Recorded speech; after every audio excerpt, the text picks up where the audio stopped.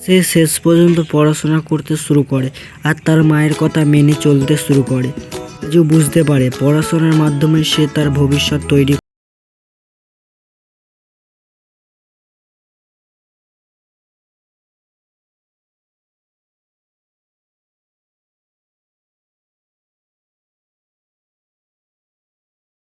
করতে হবে এবং জীবনে সফলতা পেতে হবে।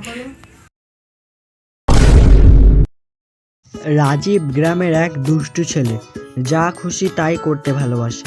আলী চাচা গ্রামের একটি কৃষক, যার বেগুন খেতে কঠিন পাহাড়। রাজীব নিজের সাথে কথা বলছে, আহা কি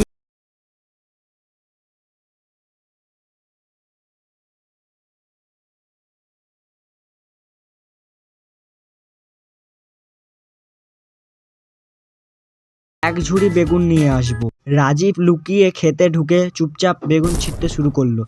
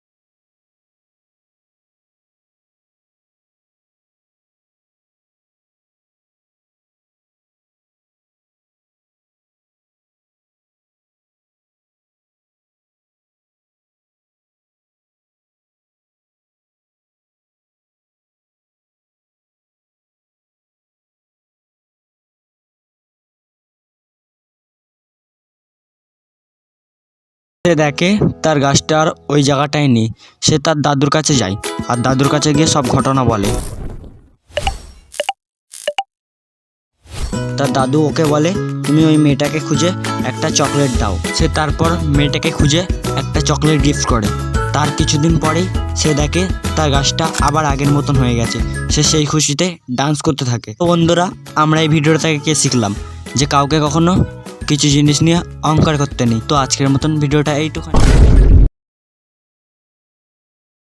শ্যামপুর নামের গ্রামে একটি বটগাছ আছে। সবাই বলে বটগাছটা নাকি রাতে ফিসফিস করে কথা বলে।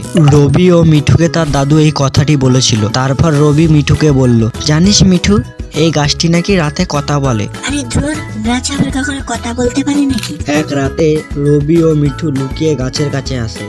আচমকা পাতার মাঝে শাঁসা শব্দ হয়। শুনতে পাচ্ছ? মিঠু তখন বলল, হ্যাঁ শুনতে পাচ্ছি, কেউ যেন আস্তে আস্তে কথা বলছে।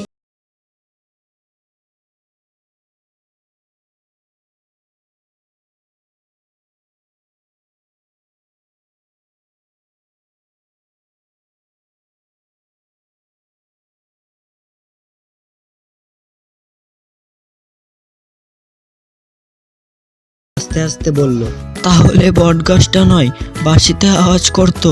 রবি ও মিঠু আবার খেলতে যায়। এবার আর কোনো ভয় নেই।